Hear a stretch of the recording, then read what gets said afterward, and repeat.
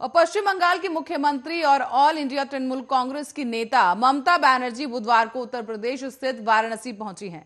ममता बनर्जी के वाराणसी पहुंचने के बाद समाजवादी पार्टी के राष्ट्रीय अध्यक्ष अखिलेश यादव ने यह आरोप लगाया कि पश्चिम बंगाल के मुख्यमंत्री को काले झंडे दिखाए गए हैं। उन्होंने एक ट्वीट के जरिए कहा और यह आरोप लगाया कि यूपी के पूर्व सीएम अखिलेश यादव ने जब लिखा कि भाजपा के बिगड़े हालात हैं क्योंकि दीदी भैया साथ हैं। सपा नेता ने आगे लिखा कि भाजपा पश्चिम बंगाल में हुई शर्मिंदा हार से सदमे से अभी उभरी भी नहीं है, इसीलिए सुश्री ममता बनर्जी जी को बनारस में काले झंडे दिखा रही है। ये भाजपाइयों की हताशा का ही दूसरा रूप है, क्योंकि वो जानते हैं कि वो उत्तर प्रदेश भी बुरी तरह से हार रहे हैं। तो वहीं वाराणसी पहुंचने के बाद सीएम ममता बनर्जी गंगा आरती के लिए दक्षेश्वर घाट भी पहुंची हैं, जहां पर हालांकि वाराणसी पहुंचने के बाद वो गुरुवार को समाजवादी पार्टी के राष्ट्रीय अध्यक्ष अखिलेश यादव और राष्ट्रीय लोक दल के नेता जयंत चौधरी के साथ एक चुनावी जनसभा करने भी पहुंची। यहां उन्होंने सूत्रों ने बताया है कि बनर्जी अब वाराणसी में बृहस्पतिवार को अखिलेश यादव के साथ एक और रैली करेंगी और शुक्रवार की शाम को वो कोलकाता वापस लौटेंगी। आपको बताते चलें कि वाराणसी में प्रधानमंत्री नरेंद्र मोदी का संसदीय क्षेत्र है और ऐसे में कोलकाता में एक प्रेस वार्ता के दौरान ममता बनर्जी ने यह कह दिया था कि मैं समाजवादी पार्टी और अखिलेश यादव के लिए प्रचार करने के लिए वाराणसी जा रही हूं। मैं विश्वनाथ मंदिर घाट भी जाऊंगी और वहां दिया जलाऊंगी।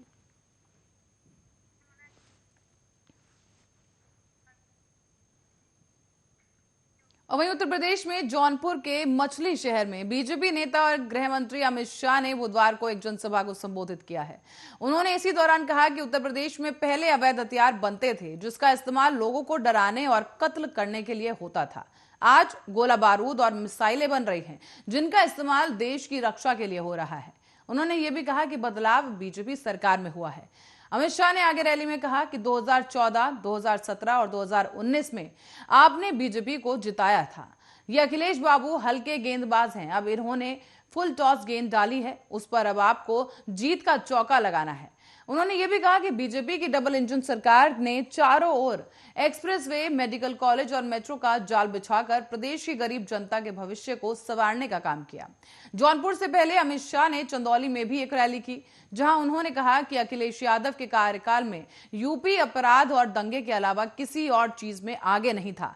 हम इसे निर्माण और दूध मटर के उत्पादन में पहले नंबर पर और चावल के उत्पादन में तीसरे नंबर पर लेकर आए हैं।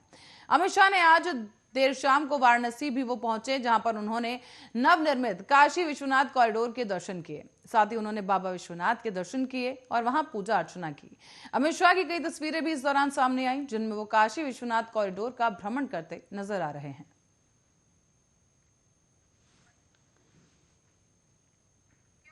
और इसी बीच कांग्रेस महासचिव प्रियंका गांधी बुधवार को मऊ पहुंची, जहां उन्होंने भारतीय जनता पार्टी पर जोरदार हमला बोला है।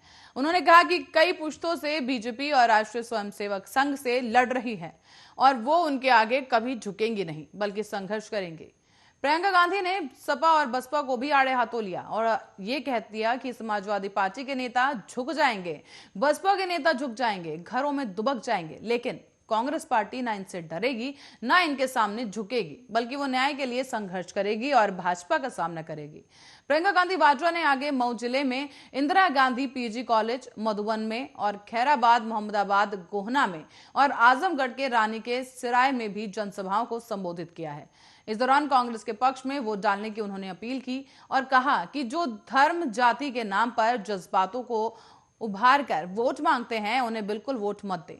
प्रियंका गांधी बोली कि इतिहास में कोई ऐसी जंग नहीं हुई जो बिना लड़े जीती गई हो। ये सपा बसपा लड़ नहीं रहे, ये जीत कैसे जाएंगे? ये समझौता करेंगे, 5 साल समझौता करके अपने घरों में दुबके रहेंगे और सरकार बनेगी तो भी यही करेंगे। ये लोग बीजेपी का सामना नहीं कर सकते, इसीलिए बीजेपी सरकार पर, मेरे परिवार पर वार करती है, क्योंकि वो जानती है कि हम नहीं झुकेंगे। हमें हिरासत में ले लें, हमें जेल में डाल दे, हमारी जान ले लें, लेकिन हम इनके सामने झुकेंगे नहीं।